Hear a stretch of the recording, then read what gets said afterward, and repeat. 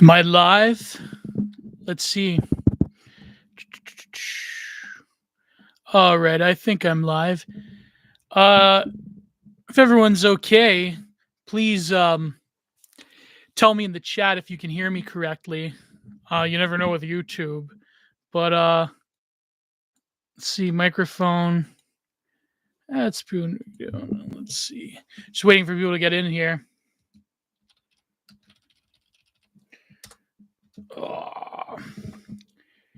Oh, D-Lars, thank you. Okay. This is special edition emergency stream on the trucker convoy. Keep on trucking. Oh, cat lover. Hello, my friend. Now, I'm going to cover, maybe I might do some readings in particular from Giorgio Agamben, but I just want to give people a good purview of what's going on because I'm in Canada, of course. Greetings, Luigi, Luigi. Sorry. I was going to say Warluigi, but that's so cringe. And Reddit, it's okay. Yes, the Robert Crumb, Keep on Trucking. Apparently, he hated that comic. Like, he hated it more than Fritz the Cat because everyone was going to say, everyone would go up to him and say, keep on trucking. So before we get into that, please, just for some house clearing, tonight we're going to have the debate on Break the Rules on the, what's his name? It's in link in the description of this video. It's going to be me and another Christian YouTuber against James Valiant, who believes that Christ was a Roman psyop by the Roman Emperor. So that's going to be fun. Jay Dyer could not make it. He jumped out. I think he said he had to do something else or something. I don't know. He's kind of evasive here and there, but So this is a stream. I had a video plan where I had this address, but I noticed I recorded it late at night. I was repeating myself, and I noticed that live I have more energy. I have a very high energy, and that's a good camera angle. Oh, that's good. Now, I wanted to talk about the implication of this particular. Oh, GSP, my good friend, are you in the rally? My aunt is actually at the rally. She is following the convoy from Fort Erie to Ottawa. Her and her, I would say common law husband, I guess. So Reagan Lodge, hello, radiant to see you as well. You should become a trucker. I should become a trucker. That would be a sweet deal. I could listen to podcasts and I could podcast myself all day. Although I know they probably frown upon that. They put tattlers in the trucks now. So you only have a certain amount of time, which is, again, going to Bizarre Chat. How are you, my friend? I'm going to talk about the ridiculousness of this particular issue that has cropped up, or rather the media framing of it. So for those who don't know, thousands upon thousands of truckers are going to descend upon Ottawa today, the nation's capital, in protest of the sacrament. I'm trying to use YouTube OPSEC. Protest of the sacrament mandates. And when you really think of it, truckers do not have exposure to very many people on the road, and they don't have very much contact apart from, way stations and places where they have to follow these ridiculous rules of the biosecurity state anyways. So what is the point? But people are framing this as just, yes, GSP, I'm going to get into those comments by Justo, our, leader. So people are framing this as, oh, well, I can't leave. And here's the thing. I am a prisoner in my own country right now because I don't have the sacrament passport. So people are saying this is ridiculous, blah, blah, blah. The media in particular.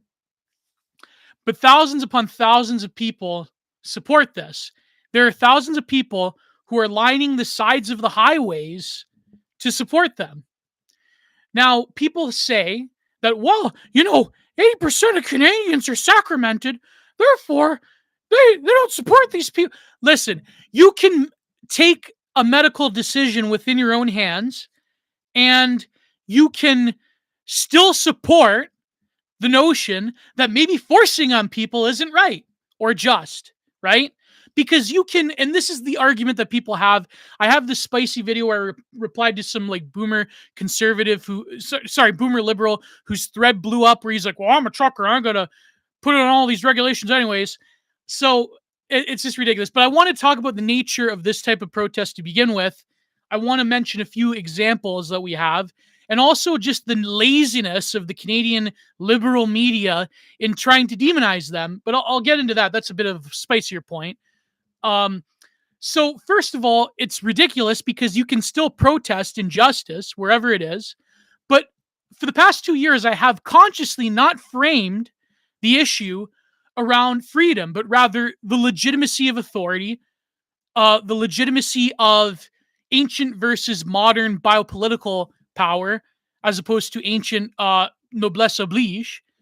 And I tend to avoid the rights discourse because, of course, I don't believe, human rights are a thing.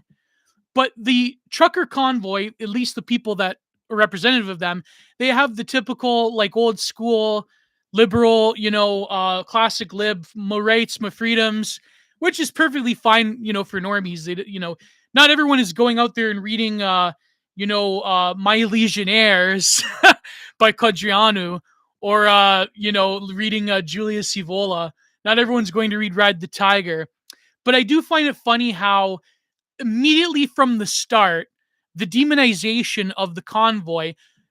So there's these two polar opposite approaches that the Canadian media. And for those who don't know, for my Americans watching, for people watching even in Europe, the Canadian state-run media has an iron fist upon discourse, and like even Jordan Peterson said this. I know we all love to meme on him, Jordan Memerson, but he said this on Joe Rogan recently. He said that a lot of people, politicians and academics, they say that, well, I can't talk because in Canada there really is no alternative media. There is no legitimate media to trust because it all gets filtered through state propaganda. And because Canada, and I said this in my video, but I might have to scrap it. Canadian history is related to this event in the sense that Canada being a subservient child nation of two great empires in their twilight, we've never been allowed to grow into our own identity and sense of purpose and sense of self or sense of a collective communal belonging. But yet, for the past 2 years, since since his father, Pierre Trudeau, onwards, we've been going down the path of Americanized, rootless cosmopolitanism, uh, um, American liberalization, atomized individualism, Canada being turned into this neoliberal economic zone, a bedroom nation. There was this great thread, by the way, on it. But the guy, I don't know, he doesn't like me for some reason on Twitter. I forget his name. So anyways, we have on one end that, but on the other end of the past 2 years, because we have to counter signal America, we have to go headlong into the biosecurity state, into the existential security blanket of these ridiculous measures that don't make any sense anymore, especially with the, let's call it, oh my cum variety of the succulent Chinese meal, if you know what I'm talking about, for YouTube OPSEC reasons. So because of this, we have to counter signal America. We have to say, well, we're not America. That's our only identity. And we have to go headlong into the ridiculousness of it. For example, in Quebec, you cannot go into a grocery store. You are literally an inch away from starving. They are literally a hair away from starving you into a state of exception if you do not take the sacrament. They're willing to say, well, you can get groceries, you can't get any toiletries or anything else, only subsistence, and you have to have an escort with you. And of course, Quebec is their own separate issue. I talked about this on BTR last night. If you go to the Odyssey exclusive portion in the Twitter space that Lev records on stream, I talk about the what they call the silent revolution, and how that basically is for the political right, it's a good test case of how a society rapidly degenerates from a based and trad-pilled religious ordered society, what the church was in Quebec with the Catholic Church, into the most virulent example of modernism and secular disenchantment and so forth. But how does this relate to the convoy? So on one end, you have this atomized individualism, rootless cosmopolitanism and of course, diversity is our strength, state-sponsored multiculturalism. We don't have an identity, or lack of an identity is our identity. But now, for the past 2 years, we've been told that our civic duty is to go out and, make sure the CEO of Pfizer has even more billions of dollars, and that we have to separate ourselves in order to participate in quote unquote community obligation. And Giorgio Agamben, he talks about this in his book, which I will read passages of, Where Are They Now? And the guy that, what's his name? Something more. He looks like Vladimir Lenin. He looks like a Bugman version of Vladimir Lenin. In Ontario, he is the health minister. He said back a few months ago that it's our sacred duty to our democracy, our community obligation, to sacrament ourselves. But of course, there's the issue of it. I don't, we all know why people are quote unquote hesitant. We all know. I mean, I don't have to get into it. But how does this relate to the convoy? This relates to the convoy because from time immemorial, since at least Trudeau Sr. onwards, Canada has never had a quote unquote action-based politics. It's always been the consent of the liberal managerial state, basically enacting an end of history policy set of policies where you don't really have political debate, you don't really have protests. The only protests that have come about are few and far between, usually with Indigenous issues, usually with the year ago in the summer, of course, we had to LARP American BLM issues. Of course, we had to throw in some Indigenous thing to make it, Canadian. But by and large, Canada is not an action-orientated, political-based country the way they are in Europe and the way they are especially in America. So we don't have a history, especially of any vaguely rightist protest movement. But I would caution in saying that this particular truck convoy is just ordinary working class people. And the reason it is coded as right wing is precisely because of the media, because of the Canadian government demonizing them, and because working class people who have issues around their bodily autonomy, they are coded as quote unquote right wing because you know what Canada is as a nation? It is the bluest of blue dog Democrat states. It's Oregon as a country. And it's ironic how much we virulently hate America, we resent them, but yet when it comes to any lib in America patting the Canadian government or the media on the head, they clap like seals, right? So ironic. And even though a lot of the Canadian leftoid, they LARP the exact cadence and mannerisms and issues of the American leftoid, but even better. We have to be better leftoids than them. So this convoy is coded as right wing because it is largely a working class issue, and you have this disgusting and abhorrent demonization of these people by the media and by the blue checks. Yes, CBC opinions are bust, exactly. The humans of the CBC. When I'm from, you are demonized immediately. If you counter any narrative, people are terrified to speak out against anything because you immediately make a leper. Exactly. You are a leper. Because people in America don't realize what it's like. I mean, there was a time in Canadian history when a state-run media could have been useful and actually did produce a lot of different cultural artifacts that were enjoyable. For example, the Canadian Film Board, even though they have a lot of woke nonsense, the NFB, I still maintain is a valuable service. And I certainly love a lot of these Canadian indie film sort of pieces, even though a lot of them are kind of woke. But, that's another stream for another time. I wanted to write about that. The Canadian indie film in particular was known for generations as exposing the plight of lower and working class peoples.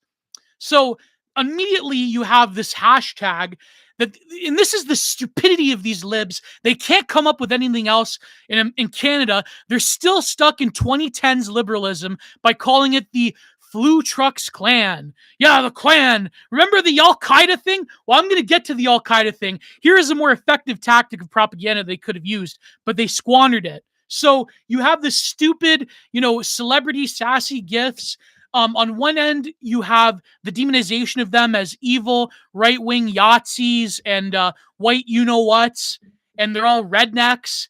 And the Teamsters, and yeah, 140,000 Teamsters in Canada, do the math.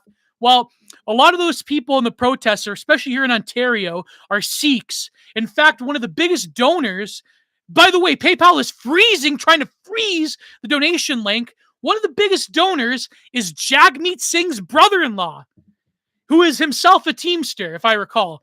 Jagmeet Singh is the leader of the NDP, which is the New Democratic Party, which, for those who don't know, in Canada, was started by Christian socialists, by Tommy Douglas, who, by the way, sympathized with Hitler, but then he later, went to Germany, and he's like, oh, I guess that's bad. Whatever, but even though he would have been based, I'm not getting into that. So the NDP nowadays, they're trying to outwoke the Liberals, because of course the Liberal Party was always the Machiavellian, we're going to do whatever it takes to win. We're the quote unquote natural governing party since Pierre Trudeau, since Trudeau's father, his daddy onwards. So now they're trying to outwoke, even though the NDP used to be like this working class unionist, like old leftoid type party, right? Union socialism. Now the NDP is basically rudderless, because now the Liberal Party under Trudeau is woker than woke. So Jagmeet Singh has to out-signal Trudeau every step of the way. And he is leader of the NDP. He is himself a Sikh. He's a total ghoul, in my opinion. But his brother-in-law donated some of the biggest amount to the convoy, because here in Ontario, especially around Brampton in southern Ontario, a lot of the truckers are Sikhs. So go figure. So anyways, on one end, you have the demonization. On the other hand, you have a total media blackout. And only now, today, they're forced to admit it, because they're descending on Ottawa. And I wonder if I can put links into the chat. Here's an article by the CTV, actually. CTV, I got to give it to the CBC, the Canadian Broadcasting Centre. A lot of their viewership, a lot of people that read them have started to wake up, and now their comment sections are getting ratioed. Article after article about the sacrament, they're getting ratioed. But CTV is just fucking gutter trash compared to even the CBC. And here is an article. So many, how is it? Was it, so many angry people, experts say online conversation around truck convoy veering into dangerous territory. They're just like the Capitol, what happened last year in America. It's going to be worse. That's what they're saying. They're comparing it to everything evil is American and right wing. Yes, they used to be conservative GSP, but not anymore. Everything is right wing and evil in America. It's Trump evangelicals and the what-ists, so forth. So here the experts are saying we're witnessing anon shitposting and it's dangerous rhetoric. And the organizers are telling people to plead down the rhetoric. There are people who generally believe that this is an overreach by the federal government, but there are also a lot of other groups that are involved, individuals who are involved, who have a long history of overheated rhetoric. Kurt Phillips, founder and former lead writer for Anti-Racist Canada. Well, I know who I'm going to have to block on Twitter now. I'm probably in their database by now, even though I'm serious, actually. There was one guy on my Telegram that pointed me towards like a right-wing, a white nat, like bodybuilding thing. But no, I have no affiliations with any group in Canada whatsoever. Just, I'm putting that out there. RCMP, like, check my history. I have no affiliation. Even the organizers say what Peaceful Phillips said. He's been seeing people online calling the convoy Canada's version of the U.S. Capitol. Oh! Oh my God. Some of the organizers are trying to get people to dial back the rhetoric. So this is what Justo said. He said that they are a fringe minority and they don't represent the vast majority of Canada. Millions of dollars in donation, thousands of people along the roads, thousands of people in the truck convoy.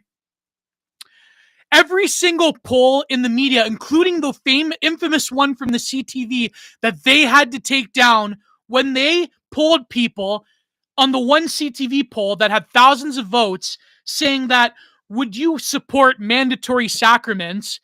The vast majority, 82% of people said no. And they had to take it down. They took down the poll. So really suspicious there.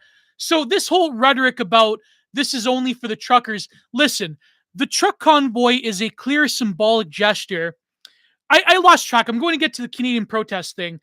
But the truck convoy is a sign of wanting to recognize it, this sort of frustration and anger and the pervasive ennui that has been going on for the last 2 years.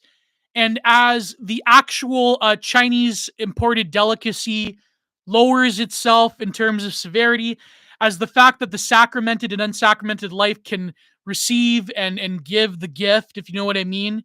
No, the whole we live in a society of bug chasers. Oh no, I'm not going to go down that road. But Lev, hello. CTV used to be. I love it when Geo gets into terrific mode like this. Well, here's the thing: the ridiculousness of these measures become increasingly insane by the day, and as the world is pulling back from them, Canada has to double down and virtue signal, along with New Zealand and Australia, and I believe Austria. But even Austria that recognizes immunity from the Chinese delicacy through, recovering from the spiciness of it. Even the worst, most draconian lockdown state, Austria, they even give you an out for that. They are even more sane than the Canadian government, who refuses to recognize people like me who do not want to get sacramented because I had the even spicier alpha version of the Chinese imported delicacy around the same time last year. So, well, there you go. So this convoy is a symbolic gesture, even though there's this journalist who, for some god-awful reason, still writes for the National Post. Yeah, but they say France is temporarily suspending them, which means that they're probably going to get rid of them because now that England has followed suit with, in England, you can even go into stores without the muzzle. It's amazing.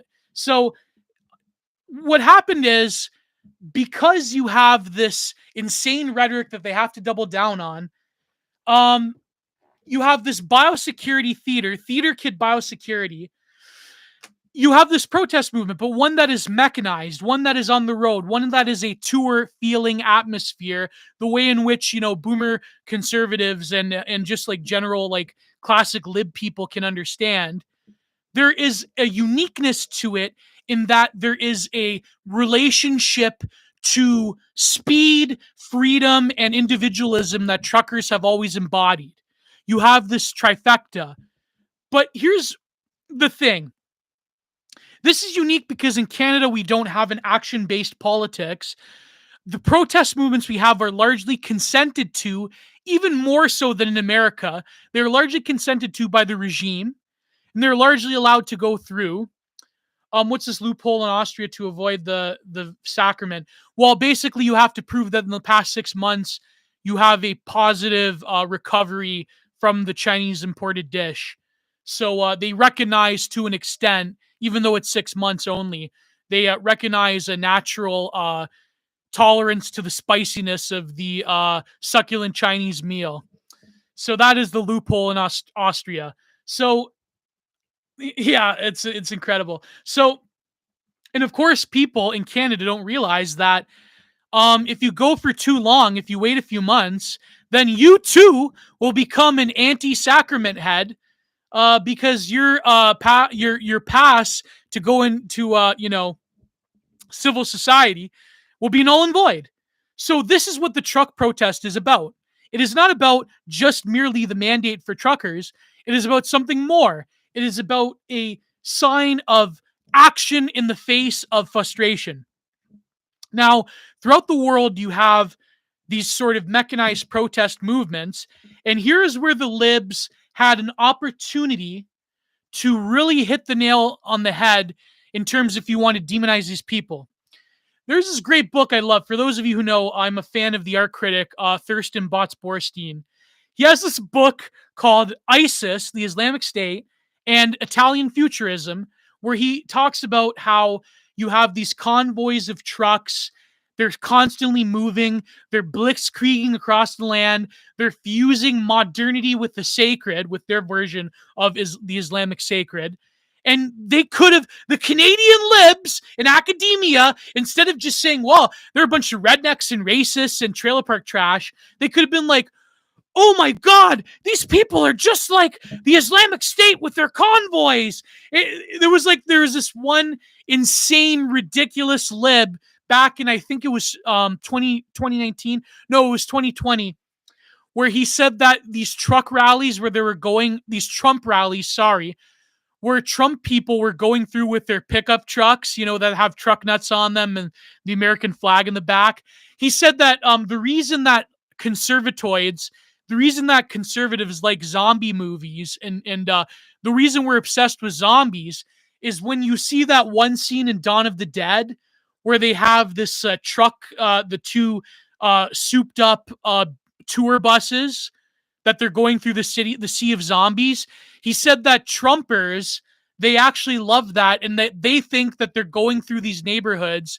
They're owning the libs with their pickup trucks because they have fantasies about,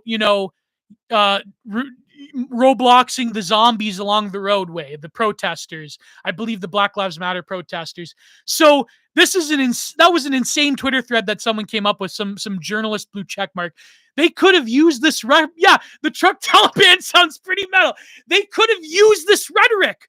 They could have saw this connection between far-right fascist ideas and a convoy and the Islamic State. It was already made for them, but instead they go with, they're just like the Ku Klux Klan because we hate America. And it's like, it's so ridiculous and mindless and stupid. That's why people latched on to the Rittenhouse thing so hard. He did what they had fantasized about. That's partially true. Oh. This is sparkling water, by the way. If I drank actual ginger ale like I drink those bubblies that taste like ginger ale, I would be in a diabetic coma right now. So that would be too Islamophobic. Yeah, that's very true. I mean, my personal belief is that the libs don't really care about Islam anymore. At least the only way they care about Islam is if it's like a very like neutered, like liberal, like lib first world, like diaspora hijabi version of Islam, where Islam is stripped of the actual religiosity and you are left with nothing but a baseless cultural import that is a fashion trend, more or less. That is the nature of the liberal art hijabi that goes to university and talks about, my costume, my custom is not your costume, sort of deal. Yes, it's an ethnic costume for them, exactly. So the truck convoy, so you could have had that connection, but the problem is that after a certain point, you have to realize that this is going to break a fissure into the usual order of things in Canada. People are getting increasingly fed up, and you're going to have to realize that an action-based politics, I mean a mass protest movement, is going to start being the norm in Canada, and that you can't use an excuse that this is just like America, that this is exactly like, American Republicans. There's going to have to be a unique Canadian right that has to come into its own being. Now, the problem is that when it comes to a right wing in Canada, now I'm not labeling the truck convoy right wing. It's mostly just normies. It's mostly just like, working class people. But the problem is we don't have a collective history to go back on unless it is either British loyalism, which, I mean, if you look at the state of modern Britain, I mean, it's ridiculous, or it's some kind of like LARP, which the Conservative Party in Canada has been doing, which is sort of like LARPing this like American neocon, like American anti-woke, like Ezra Levant. Because like all the good people, they go to America and Canada, right? If you're someone even vaguely on the right. So the Canadian right wing has to develop its own approach and its own set of unique ideas and issues that can distinguish itself from American Republicans, and also distinguish itself from the sort of neoconservative order that is a vestige upon um, the North American right as a whole. And I do believe that in some ways, Canadian regionalism can work, because the last time there was an example of this was the Reform Party in the West, in Alberta and other Western provinces. I think they'd even achieved a seat here in Ontario. Under Preston Manning in the 1990s, the conservative movement was fractured in Canada. And Stephen Harper, for better or for worse, at the time it was for better because he really owned the Liberal Party. It was Stephen Harper's mission to destroy the Liberal Party, and he did for a little bit. He unified the Canadian right and the Canadian normicons and the sort of like, neoliberal neocons. And of course, Harper was kind of a neolib himself, and he was an Israel firster and so forth. But he had to silence a lot, and this is what I didn't like about Harper at the time. He had to silence a lot of the more right-leaning voices. But if you do look to the Reform Party, they had a very regionalist approach to Canadian right-wing politics. They had a uniquely prairie-orientated set of policies. And yeah, a lot of them were basically just like, American conservatives, right? But this is, again, if you read, do I have it here actually? I used to have it next to me. George Grant's Lament for a Nation, where he talks about how the old order of the right wing in Canada used to be what they called high Toryism. Now, if one day I'm going to actually bring on T.A. Jackson for a live stream, and we're going to talk about this, because high Toryism used to be a more European-centric right wing in Canada, where they had a lot of quote unquote socially liberal policies. They believed in somewhat of a welfare state. They believed in having almost borderline ethnic or Anglophone centric welfare proposals. And they believed in cultural cohesion, but they also had a lot of right-wing protectionist politics. That was what high Toryism was. And what happened in the 50s and 60s, especially in the late 60s, early 70s, when Trudeau Sr. came through with his scourge of terror, the high Toryism was dead. And then what happened was, under Diefenbaker onwards, from the 50s, the right wing in Canada, the right wing that was left, because there is no legitimate right wing in Canada, except for, I don't know, maybe Rebel Media, but it was like, ugh. I shouldn't say that. I know a lot of good people in Rebel Media. My friend Annie Slats used to write for them. Yeah, someone mentioned TERFs. TERFs are like loose thread in the sweater of progressive indoctrination. Well, my good friend Annie Slats is a TERF, and she's based as hell. So you had progressively Canadian conservatives were basically LARPing American liberal conservatives. They had the same like free market, then later under Harper, that one particular nation, Middle East, that we have to care about no matter what. And the whole, because in Canada, people don't know this, but I used to watch back in the day. They had the Michael Corrin show when he used to be a social conservative Catholic. Then he turns into a total lib overnight, becomes a backstabber and a sellout. Look up Michael Corrin. Back in the day, even if you remember, Mark Citadel wrote an article about him. So I remember this was ground zero in Canada, because he used to bring on all of these people. Like he had a Sid Ryan, who was the head of the teachers union, CUPE, or rather the University Teachers Union. Because back in the day, they had this thing called Israel Apartheid Week. Oh, I shouldn't even say Israel, but whatever. Where they wanted to ban academics from that one nation in the Middle East. And it was like big news around the world. And this was right around the time of the Muhammad cartoons and so forth, when Ezra Levant, he really, truly, and here's the thing. Ezra Levant is a grifter, and he screwed people out of money. And he, I'm not going to say any stereotypes, but you know what I mean. But back in the day, in GSP, you remember this, he was like a free speech hero, because he published the Muhammad cartoon where he had the bomb on his head, and not that I disagree with that, like, stupid, like, anti-Islamic stuff. I have my own thoughts on that. But at the time, I was like a normie conservative because I was like 14 years old. What did I know, right? I didn't know how based the Muslims were going to. No, not to say that I agree with what's happening in Europe, but you know what I mean. I've talked about this before. My more nuanced take. So well, I'll get into the diesel punk, Reagan. So back in the day, Ezra Levant, he went up against what we have here called the Human Rights Commission, which is in our charter. Or was like Harper. He took it. He took it out of the charter. But then, of course, Justin, the first thing he did when he was first elected, I think back in 2015, was he put back in the Human Rights Commission chart, Section 13. And the Human Rights Commission, for those who don't know, is this quasi court that can't throw you in jail, but they can fine you for quote unquote offense and human rights violations and offending people. Literally, if you look up the Mark Stein case and look up Ezra Levant's case, and there was this video that he published where he secretly recorded the meeting he had with them and he like shredded them, right? So for 15 minutes, Ezra Levant back in the 2010s was like the Canadian hero of conservatism and freedom of speech. But of course, now, shameless grifting, blah, blah, blah.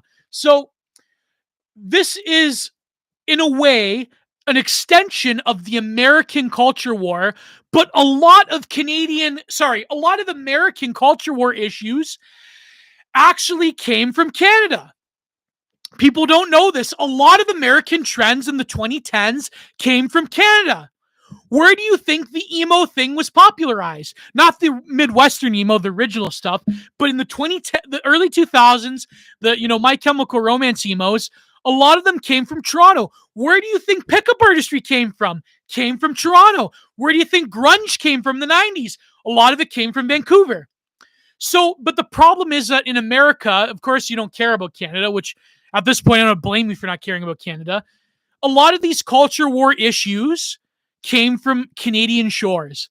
And now the truck convoy thing, I don't put it past me, put my word to it, but I truly believe that the convoy will be spread to America because they are working class people. But for those who don't know, let me talk about the importance of the convoys before I read Giorgio Agamben. So GSP says high Toryism in Canada was a British mankinder doctrine to prevent Canada from integration with America, which was a good thing overall. Exactly. And Quebec was the first victim during the Silent Revolution, where they destroyed the authority of the Catholic Church over Quebec life and over Quebecois identity. And now Canada only has Quebec only has this like weird neuroticism around their language and nothing else. Quebec has taken on sacrament biosecurity theater more than any province, except for New Brunswick or whatever. So yeah, and Reagan says truck protest equals diesel punk intifada. Exactly. Read Italian Futurism and ISIS by Thurston. You know what? I'm going to put the Amazon link, but ISIS and Italian Futurism. It's amazing. So anyways, what was I saying? Okay, so in Canada, I do believe that the protest will spread to the shores of America. It will go across south of the border because you have to realize the importance. And here's an article, actually, The Political Aesthetics of ISIS and Italian Futurism. And I do believe you can look up the book by Thurston Botts Borstein. Yes, it has a picture of the book. So this is a summary of it. I'm going to put it in the chat here. Reagan, you'd like this, bro. You'd love this book. I also highly recommend his other book called Deculturation, which I'm going to write more about. Yeah, American normie cons won't want to be shown up by Canadians. Exactly. Fox News. It went on Joe Rogan. It went on Fox News. It's going to happen because you have to realize Canada has a sparse population compared to America, only 30 million people, compared to America, which has 400,000 plus million people. I think is it 400,000 plus or almost 500,000 plus? No, sorry, 500 million. Sorry, what am I saying? Million. 500 million plus Americans. Yeah, 40 million is in Canada now. So Manker gave 24 lectures in Canada, 12 were public, 12 were private lectures for the Canadian Senate. I GSP, you should send me a link to those lectures. I would love to read them. Um, so America has, I believe, 500 million people now, I think, and Canada only has a measly 40 million. And most of the population is around the Laurentian, like the coast of Ontario to Quebec, some in a lot in British Columbia. So Canada is a vastly large land body that is, I think, second only to Russia in terms of landmass. But Canada has populations that are widely spread out across a huge area. So truckers are the life. Sorry. Oh. US has still around 350 million, I believe. Yes, but of course, if you include the illegals in America, come on, it's probably 400 million. So Canada is separated by vast swaths of land. So truckers, along with the train, along with the CN Rail here in Ontario, and the CPR, the Canadian Pacific Railway, up in near Vancouver and so forth, they are of vital importance for everyday life. People don't realize this. You're calling them, on the one hand, the libs are saying, well, not a lot of truckers support this because, 90% of them got sacramented anyways. But that's such a ridiculous argument because they would support their brothers who are being fired, who are having their livelihoods, the crumbs taken off their families' tables. They would support their brothers and sisters, their fellow Teamsters. But truckers are so vitally important to this country in particular. Why would you want to demonize them? Why would you want to impede them? Why would you? Of course, it's all it's the religious mania of the past few years, which I will get into with Giorgio Agamben's book. By the way, another book recommendation. My good friend, he wrote this novel, this like kind of like like Metropolis, cyberpunk type of thing called Automaton, T.R. Hudson. Go and buy it. Go and support my friend. And I also have it's actually in the other room. I just bought the Owen Cyclops book, his first collection of comics. Go out and buy the Owen Cyclops book. You know what? I'm going to link it in the chat. Let me just really quickly. Oh, boy.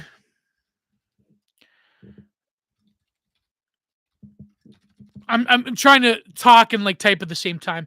So go and support my friends. Of course, go and donate to me. I'm going to come out with a Ko-Fi link soon. My buddy Matthew the Stout on Twitter, he has a Ko-Fi link. So go and support his artwork. Go and support Reagan Lodge. I believe Reagan Lodge has a Patreon for his artwork. His evil, degenerate, furry artwork. I'm kidding with you, buddy. I'm kidding. I love you, buddy. So yeah, I'm trying to find the Owen Cyclops book. Yeah, here it is. It's called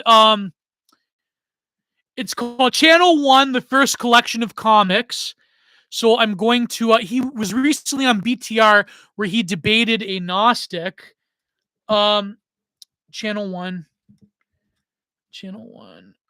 Owen Cyclops. Oh, here is Amazon. This is Amazon.com. I'm going to push it in the chat. Please go and buy it.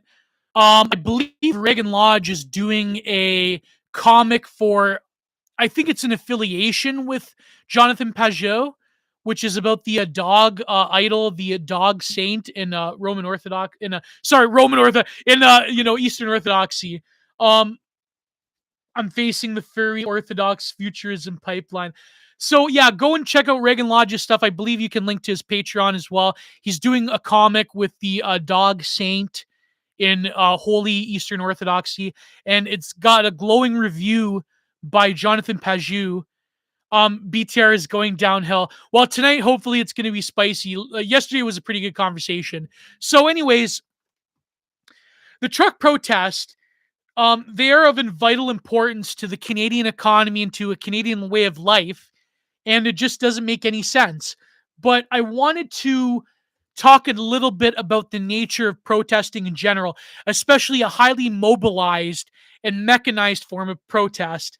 So this is an excerpt from a book called Michel Foucault in the Iranian Revolution. Many people don't know this, but Michel Foucault was a actually he did a stint as a journalist in the Iranian Revolution. And despite being the father of, Q theory, if you know what I mean, the father of LGBT theory in university, inadvertently, I would say, in my opinion, he had a glowing things to say about one of the only successful conservative revolutions in modern history. So here's these excerpts. Of course, it's by these two academics that are sort of like, "Oh my God, Foucault, how would you do that? Terrible." So this is from What are the Iranians dreaming?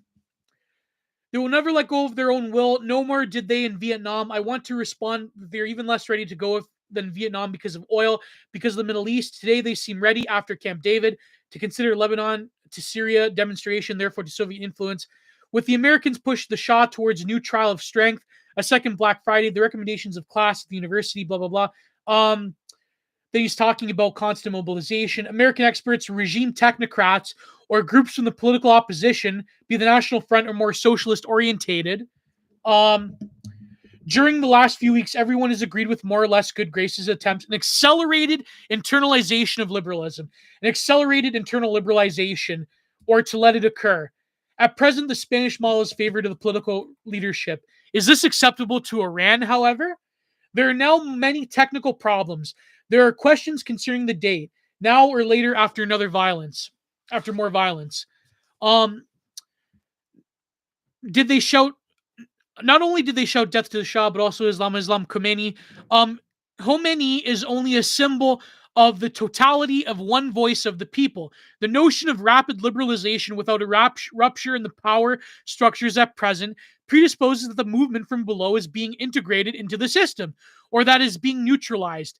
Here, one must first discern where and how far the movement intends to go. However, yesterday in Paris, when he had sought refuge in spite of many pressures, Ayatollah Khomeini um, reunited it to all. He sends an appeal to the students, but also addressing the Muslim community in the army, and a long foreseen split taking place within the opposition. So Foucault, he talks about how during the Iranian Revolution, there was a constant mobilization of protest throughout the whole country. The whole country ceased to be in order to protest the westernized back Shah and to fulfill a sort of political re-sacramentalization or a political re-enchantment through the symbol of Ayatollah Khomeini. So how does this relate to the convoy? Not to say that it does, but I'm saying that there is a notion of mobility and constant movement and constant pressure beset upon the structures of a civilization through protest. Now, here's the ironic part. Let me quickly oh boy, my lips are getting whew, when I'm just belting it out, So here's the real irony of everything. Traditionally, especially in Canada, we always have these bromides towards the supposed freedom of a liberal regime in terms of the rights to protest and in terms of the rights of people to mobilize peacefully, mind you, and to get their voices heard, even when it comes to disrupting public services temporarily for the sake of the greater good. Now, what happened last year during the BLM thing was in Canada, you had a lot of Indigenous groups that were blocking the Gardiner Expressway, which is the main way to even get into Toronto. It's the main, the main highway that is getting into the GTA. Even you have for years and years protest movements, mostly of the Indigenous variety, who was blocking access to roads, who was lighting cars on fire, who was blocking bridges and so forth. Now all of a sudden, when it comes to the truckers, it's a concern, right? Because you have to realize the nature of actual protest movements, and especially in North America, but also in Europe as well. Although Europe has been able to, in some small ways, accept more based protest movements because, Europe has a very action-oriented political landscape. So But there was a lot of co-opting too, since the '60s onward with Operation Gladio, where the Anglo-American Empire was trying to co-opt European protest movements. So in Canada, you can protest when it comes to regime-approved issues, but when it comes to protesting for the rights of ordinary people in a hugely, immensely important blue-collar sector, all of a sudden that's not good enough, right? That's the ridiculousness of it. Because it underlies, and I know this is, retread that, reactionaries and people in NRX have been talking about forever. This isn't, I'm not trying to, I'm not trying to do an Warren McIntyre video here, but I'm just saying that the truth is that every protest movement is regime approved at the end of the day. And the fact that they are going absolutely apoplectic to either ignore the truckers or to ignite a sort of hatred of them as these evil infiltrators from America. And there's even journalists like this one just like odious I would say bad faith journalist from the National Post. I don't know why the National Post keeps him around.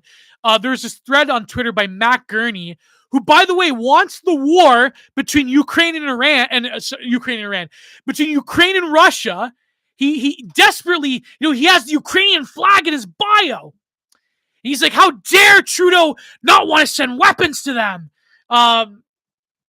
He had this thread that became semi-viral the other day where he's like, well, who knows who's funding them? It could be the Russians funding them. Because that's their go-to answer, is the Russians are funding them, which is totally ridiculous.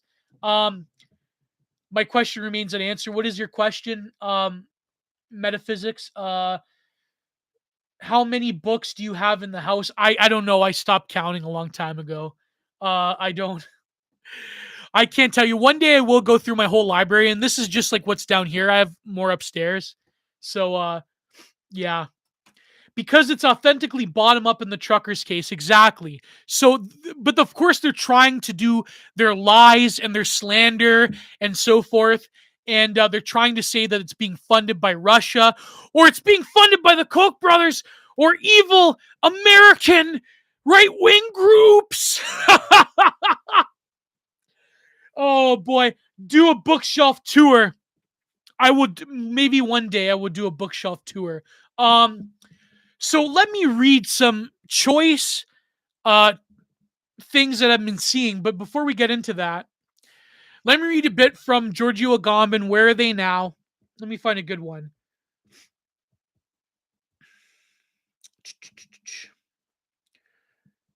Okay, so this is a good one. It's called A Question. So this is from, he starts off with a quote from Thucydides. The plague was the beginning of increasing lawlessness in the city. No one was prepared to preserve in what had once been through the path of honor, or that they could well be dead before the destination was reached. Then this is Giorgio Agamben. I would like to share with anyone interested in the question on what I have been reflecting incessantly for over a month. How did it happen that in the entire country, without even really realizing what happened, collapsed both ethically and politically in the farce of an illness? The words with which I formulate the question have been carefully chosen. The measure of one's abduction of ethical and political principles is very simple. It is a matter of asking oneself, what is the limit beyond which one is unwilling to remove these principles? Readers who think it is worth the trouble to consider following point will be, I believe, find it impossible to deny this. Without our having even noticed or perhaps having pretended to not to notice, the threshold between humanity and barbarism has been crossed. One, the first and perhaps most serious point pertains to the bodies of the dead. How do we accept, purely in the name of an intermistakable risk, an indeterminable risk, that our loved ones, our dear ones, and human beings in general should not only be alone, but that their bodies should be burned without funerals, something that from Antigone to the present day has never happened. Number two, we have also agreed, without making too much of a fuss about it, again, purely in the name of an indeterminate risk, to limit our freedom of movement in a manner previously unknown in the country's history, including both world wars. When curfew periods were limited to certain houses only in certain hours, because our neighbor has become a potential source of contagion, we have effectively agreed to suspend our friendships and relations. Number 3, this may have happened, and here approaching the roots of the phenomenon, because we have divided the unity of our vital experience, which is always and inseparably corporeal and spiritual.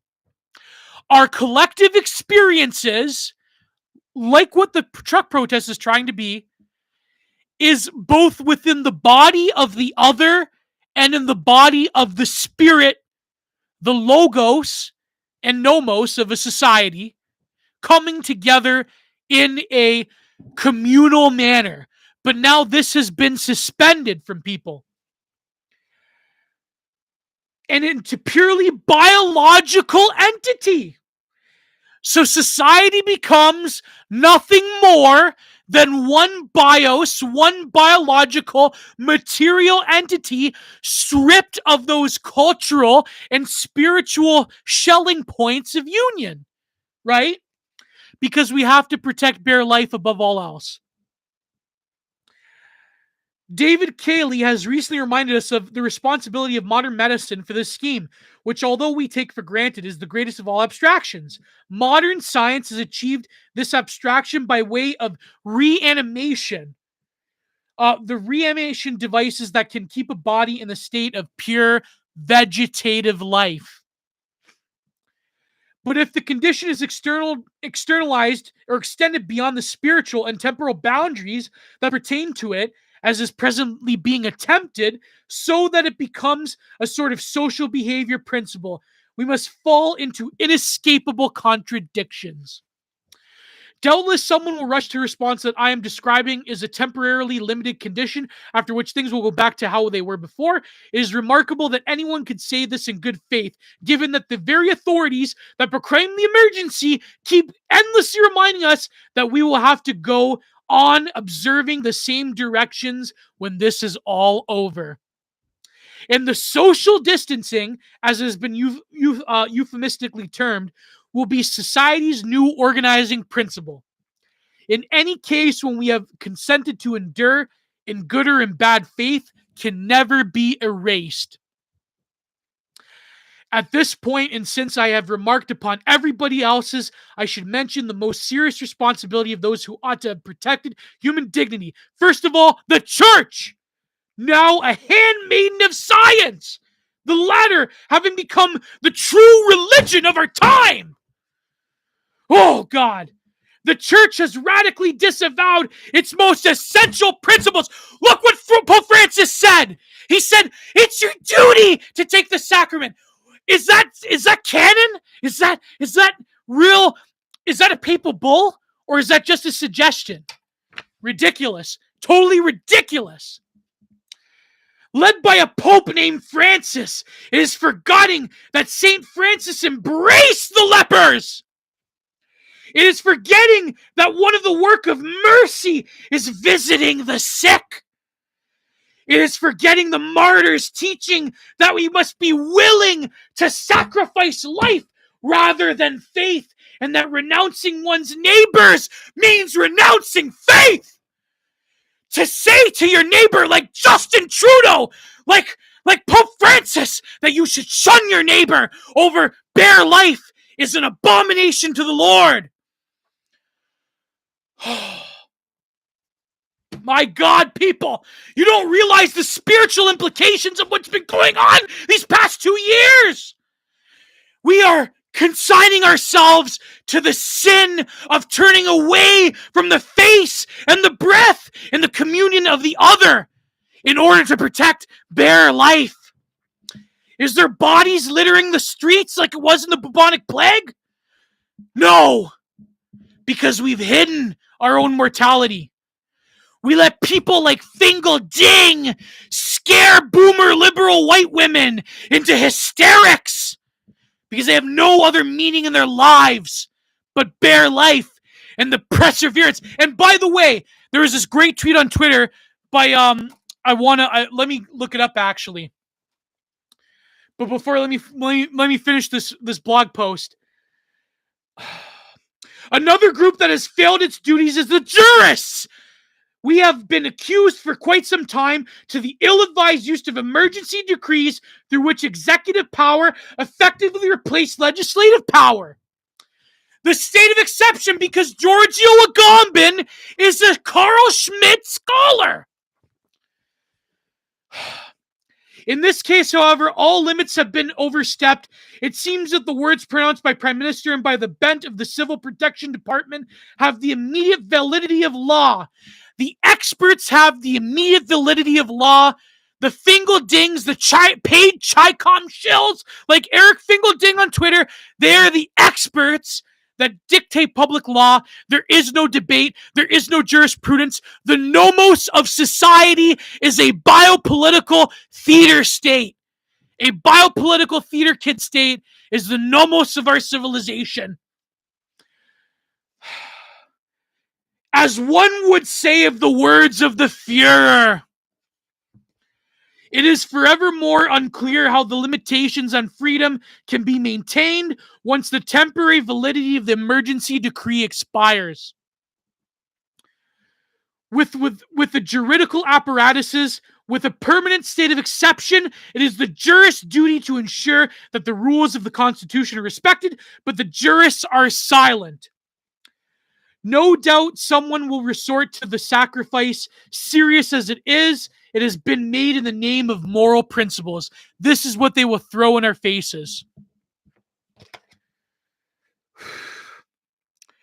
I would remind them that Eichmann never failed to reiterate, apparently in good faith, that he was only doing what was according to his conscience, in order to obey what he believed were the precepts of Kantian morals, a norm which affirms that we must renounce the good to save the good. It is false and contradictory as that which, in order to protect freedom, imposes the renunciation of freedom. Oh my... Ah! Do the Alex Jones thing. Oh my God. Oh. But really, it's all there. It's all there. I mean, what the truckers are protesting is this clown world contradiction society where in order to protect bare life, we have to destroy that which gives life meaning. And now that the truckers are engaged in this act of community and protest and communion with each other, with ordinary citizens who have had enough, they are being demonized. They're being called racist. The journalists with their sassy gifs are posting on Twitter about how they're evil and how this thing is evil and how dare you contradict the rule of Justin. And Justin says that it's just a small minority and you have to ignore them. You know what Justin's doing? Justin apparently, despite having the Chinese delicacy last year, he, even despite testing negative for the Chinese imported dish, he's under quarantine for 5 days. I wonder why. Really convenient. Is Justin hiding from the truckers? Is Justo hiding from the people that create even the means from which we can live in such a geographically dispersed nation as Canada? I think so. I think so. And I think it's a terrible abhorrence that, and for those who know, I'm referring to the absolute hysteric, this paid Chinese shill on Twitter called Eric Fingelding, who all of these boomer liberal white women talk about, and they all have he has these hysterical tweets, these Twitter threads, and it's just apparently he actually is a paid-off shill. So, Eugipius was tweeting about him today. But let me go to this tweet. Um, I believe it was over the let me go to it. I believe it was over the ridiculous Neil Young thing where he's like, either you choose Joe Rogan or you choose me. And of course, Spotify, they chose Joe Rogan because Spotify makes more money with them than they do boomer music. So let me go. I responded to this follow. He's a great follow. I'm gonna post a tweet in the chat. Where is it?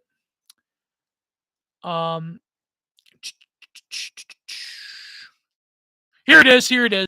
On Twitter by translating the speeches of Eric Zemmour from France. So I think he's French. And this is what he said. Here's in the chat. I'm posting it. There you go. Neil Young turns out to be the perfect avatar of the elite boomer. Rapacious, greedy, financialization of assets, youthful demands for liberation, hypocritically abandoned in favor of social control and speech codes. He keeps us searching for a heart of gold. And then I replied, I said, and all of this is hysterical service eating, and all in the hysterical service eating up all resources to protect bare life. This is what the boomer liberal manifest is. It is protecting bare life, further kicking the can down the road while they rob their children's inheritance, while they eat up all the resources, leaving nothing behind, like parasites, like termites, like fire ants, the boomer generation. And now the boomer liberal is intent on stopping all of society so that some of them who have, comorbidities up the wazoo anyways, can maybe watch more Netflix, watch more, British cop shows, watch more mystery crime dramas from their retirement hospital beds even further.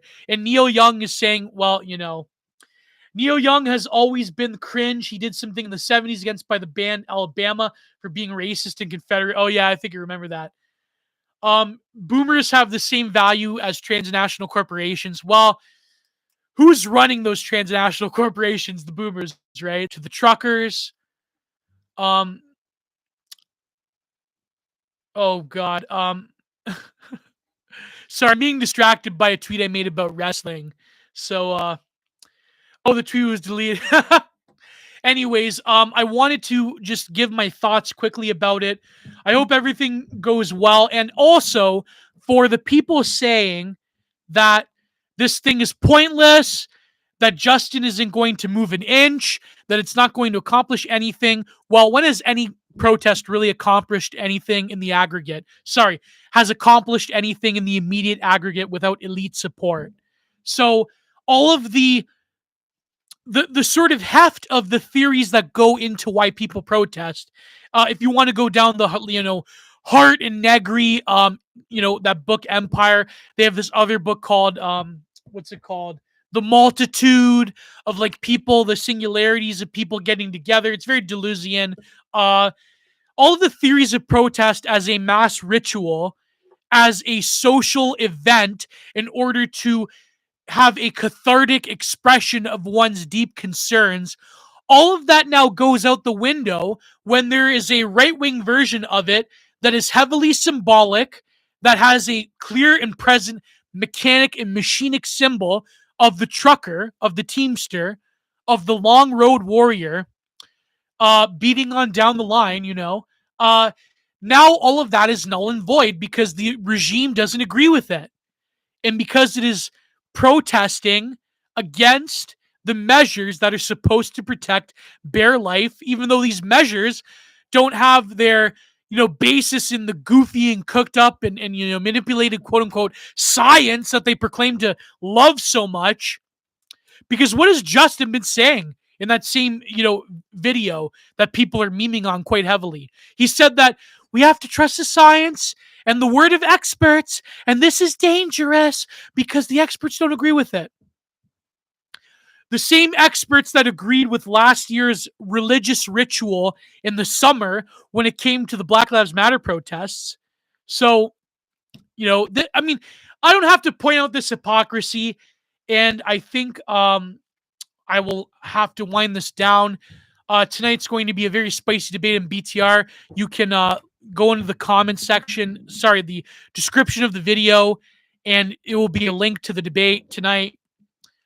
And also, I just wanted to quickly vent upon my thoughts on the matter. I think this is a move in the positive direction. I do fear that there will be infiltrators, there will be co-opted glowies, and COINTELPRO, because these truckers, every time there could be a trucker that litters on the public street, and the media will be, they will vilify them for it. So I hope everything goes well. I don't predict any fireworks. I think it's not going to be as dramatic as that. But I just put it this way. I do think there's a real possibility of some kind of a psyop, glow in the dark, false flag event happening. I pray to God. I pray to, I pray to our Lord above that doesn't happen, because it would besmirch ordinary working Canadians, people that are just trying to make a living. And this rhetoric about, well, if you took the sacrament, and that means you don't support this. No, you can take something without having it being forced on people. So do not buy their lies. Do not buy their rhetoric.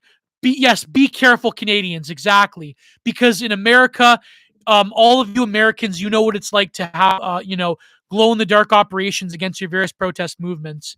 So, was the 2000s the early 2000s was the last truly exciting era of metaphysics. I agree. Do you know for sure if it's blocked through the organizing? They're quote unquote temporarily freezing at GoFundMe. But if they rob the truckers of the money, I mean, it's such a shameful disgrace, really, the rhetoric that is coming out against them. People need to stop being blackpilled. Well, I think that as a Canadian, I'm blackpilled, but I do think that eventually this cannot last, because by definition, even Agamben alludes to it, by definition, things that are so alien to the human condition cannot last. Therefore, I think that Canada, Australia, and New Zealand are going to lag, especially New Zealand, because New Zealand is a longhouse mommy nation. Because Mommy Jama, whatever her name is, wants to keep her population into a, womb of protection and biosecurity theater. But I do think that Canada, even though we will lag, we'll eventually have to awaken to what the rest of the world is concluding, which is we are never going to be free of the succulent Chinese meal, and that to suspend all life is ridiculous, and that to keep forcing people to violate their principles and to go against their good conscience is evil and alien and shouldn't be tolerated. But the problem is that there really is a mass formation, hysteria. There really is a sort of psychopolitical aspect to this. The fact that the ordinary person has been caught in a sort of a political apparatus of the Girardian scapegoat is quite terrifying. And the fact that is now in the service of bare life, it is now to separate one another. It is no longer a ritual that keeps us together, but it's a ritual that is of exclusion, which is unprecedented throughout human history. But all this happening around with the what is about the West dealing with its decline on a subconscious level. GSP, that's an amazing point, and I'm going to leave with that point that truly it is a form in which Western governments are trying to manage the decline through hysteria, and it's trying to, in my opinion, I truly think that there is a psychic operation going on. There is a psychopolitical purpose to keeping people in the level of morbidity, to keep people thinking about material existence in life itself rather than the higher pursuits of life. It is a way in which to keep people from thinking about the immense decline of this civilization. I remember I was rewatching, I was trying to look up a medical term that BAP used, Bronze's pervert. he called it a lysogenic pestilence, where it's like, sorry, an ionogenic pestilence, ionogenesis, meaning that the particular illness is coming from healthcare professionals themselves. So, very early on last year, he had this, episode of Caribbean Rhythms where Bronze Age Pervert, he talks about, he goes, I hate talking about the, morbidity and illness and death. It's so ugly to me. I think that the reason they're constantly hammering home the talk of illness and morbidity and bare life is to distract us from the increasing re-sacramentization of society. We are entering a period of re-enchantment. We're entering a period where younger people are awakening to spiritual realities. Unfortunately, not all of this is a good thing, because a lot of them express this through these like quasi-Gnostic political movements. And I think that people are going to awaken to the realities of beyond the corporeal. So, in this time where people are growing increasingly weary of consumerism and materialism and disenchantment and just this fedora tipping Kali Yugic materialism, the spiritual dyslexia that has especially been inflicted upon millennials, partially by apathetic boomers, partially by the failures of the churches in the West to better educate younger people into the faith. Um, I think that they're trying to really clamp down on a psychic and metaphysical level, even to keep us constantly in this lower lizard brain fight or flight mode, concern for bare life, for our own material existence. We are making children immensely mentally ill and sick, thinking about the realities of bare life, thinking about their own mortality and morbidity constantly. The rhetoric that these people are using, saying that, oh, well, kids are resilient, they'll get used to, barely being able to breathe most hours of the day in school with the what, the what. They're resilient, Anyone who says that children are resilient, is that not an abuser? Is that not the sick and disgusting nature of the rhetoric that's being deployed? And you have people like Fingal Ding on Twitter today who is talking about this little boy who had a variety of other illnesses, who was tested, for the Chinese delicacy, saying that, it's not mild anymore, like stepping over the bodies of these rare exceptions, trying to pretend that they're the norm, manipulating statistics to fearmonger. I'm sorry, these people are evil. That I'm done. And here's the thing: I wanted to end on this other note before I go, because I had it in my mind, and I recorded this video yesterday that I have to can. But I didn't get to the issue of nationalism in Canada. I didn't get to the issue of my own personal feelings. And as someone who agrees with nationalist ideas, as someone who I think nationalism is a kind of, in some ways, it's a modernist invention, but it's the best word that we have. It's sort of the best recourse to what afflicted, because I want to feel proud about my own nation, but there are historical elements in Canada I'm deeply proud of, but I feel like I'm an alien, especially because I'm a son of an immigrant as well. And back when it was harder to get here and they didn't give you anything, I feel like I'm spiritually homeless in my own country. But I think that the trucker protest, the convoy, can be a way in which we can build a Canadian identity, however small that step is, anew. And more thought has to be put into this. And I think that the only way we can get a genuine right wing in Canada is if we can sort of craft our own sense of purpose, and we can distance ourselves from the usual political neurosis of American Republicans. So thank you all for joining me. I have a lot of friends in the chat tonight. Hopefully I'm going to save my energy tonight for the debate. We are debating Christ's historicity. It's going to be fun. Look up the etymology of nation. Yeah, I know it's of people, but I just think that the problem is that the current political and cultural regime, even in Canada, was entirely an artifice of the original Trudeau regime in the 60s, his father, Trudeau Sr., Pierre. And the problem is that we don't really have a collective sense of belonging because we have been stripped of a history, because we have been confused from the conception of this nation to begin with. We've been confused with what our history even is, because we were basically an agrarian British colony that was designed from the beginning to not really have a strong unifying, let's say, um, spirit or logos of a people, right? And now that America has taken over, at this point, I hate to say it, but we might as well just be another sort of client state of America. Really, I mean, as much as Canadians like to deny it, it's the truth. But I do think that there is, if this protest goes as planned, as things change, as the political leadership is going to look at the rest of the world and conclude that what we're doing to our own people is insane, I think maybe there might be a chance for things to get better. The movements to stop the mandates in Russia were led by Christian groups and they won. Yes, exactly. But of course, it's Russia. You can't. Hell Putler, Hell Putler.